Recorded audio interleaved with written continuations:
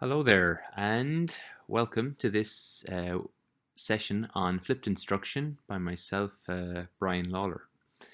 So, I'd like to share 5 points today on our reflections on the last 2 months of flipped instruction or online learning. The term flipped instruction just refers to, instead of the instruction happening in the classroom traditionally, lessons are being sent home and thus flipped, which would be the case in asynchronous learning. My first point here is going to be about synchronous and asynchronous learning, and then I'll be going through those other 4 points throughout the presentation.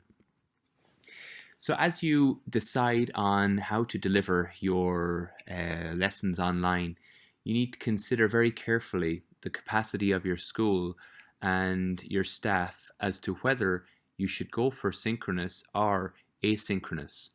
Both have strengths, and of course, as different schools have done it different ways, we have decided to, in the primary school, we've decided to take an approach of using both synchronous and asynchronous, but the vast majority of work is asynchronous. So if we go with synchronous, we're talking about, video conferencing, Zoom calls, live lessons. So the strengths to that are there will be many more children involved and taking part. And the disadvantages to that are you've got teachers and students in different time zones. So some of them will find it challenging. The approach we went for was to send the tasks home asynchronously through our learning management system, ManageBack, but then each day we have a 1 hour check-in time where some teachers are teaching lessons and some teachers are just using the time to connect with the students and see how they're doing socially and emotionally, which is something I'll get to later on. The next point is I think you need to create clear guidelines as to what is the requirement for your online learning.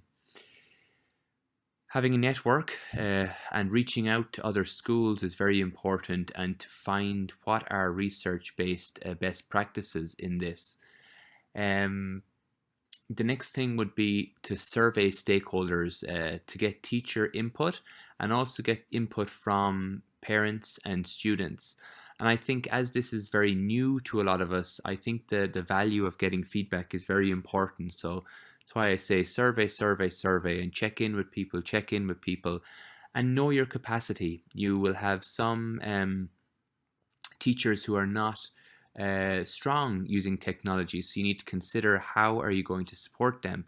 What we did was we made screencasts and videos like this one to explain how to go through a program or how to use, how to do a video call, how to create a task, this kind of thing. Also, it's important to let people know from the beginning that things may change after you get feedback. So we did a survey and got some feedback at the beginning, and then we made some changes. And you always have different reactions to changes, so it's important to let people know that from the get-go, and to bring everything back to the mission of the school. Now, the last point there I said was, can teachers go above and beyond? So you'll have some teachers, of course, who are tech wizards, and you need to decide from the beginning how far above and beyond can teachers go. The reason being is, if there's a massive discrepancy in the learning that's happening within the different classes, it can cause conflict among staff, and also the different expectations from parents can be a challenge.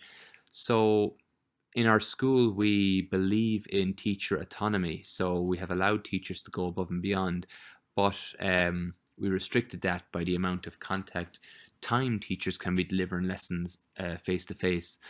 And it's a work in progress there. The language is important to communicate with everybody that the school is not closed. The campus is closed at the moment, but learning is carrying on. And something I asked the teachers to do was, as they created tasks, to connect them to our learning outcomes. We used a Ontario learning outcomes at our school. So just that we can show that we're still horizontally and vertically continuing with how we've mapped out our curriculum through the different units, and that school is not by any means closed. Social emotional support. So I would say this is perhaps the most important point throughout this time. There's a lot of fear in the community when the lockdowns start. We experienced that initially here in China, and a lot of people left and so on and so forth. But now they're just starting to experience that in other parts of the world. So it's important to get accurate information and to communicate that frequently, to send out an email each day, or to check in with whoever you are responsible for. So me being a primary principal, I'm responsible for my teachers. So I email them every day, and then to the school community, I email once a week with an update. I created a weekly check-in with staff, so where I would either telephone call or I would message each one of my staff members to check in to see how are they doing socially, emotionally, and how can we support them.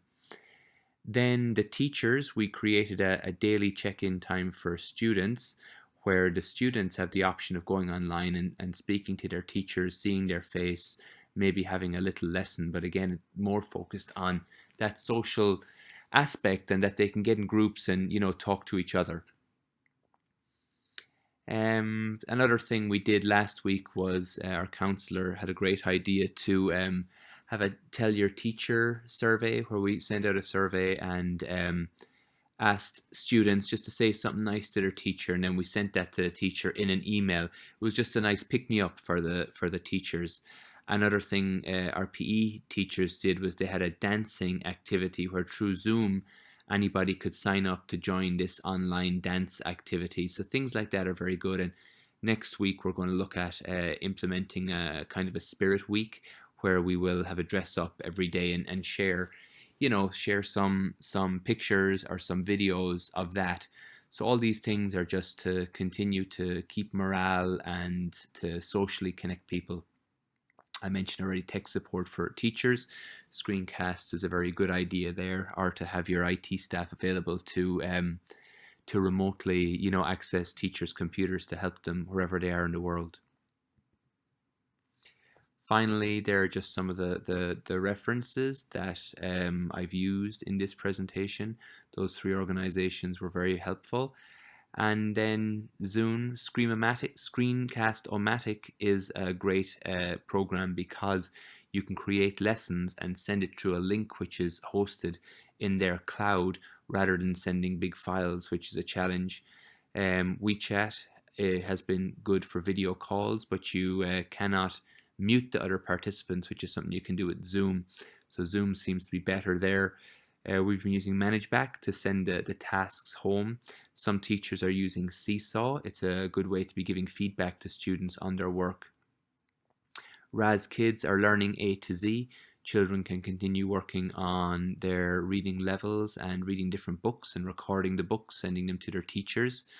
A very good program. And then BrainPop has had some fabulous science videos, but there's lots of other content on there too. And in particular, it's got a social emotional section where there's a lesson on the coronavirus and lots of stuff on stress and how to take care of yourself during that time. So that's all for me. I hope this presentation has been useful. I hope and pray that everybody is safe wherever you are, and all the best.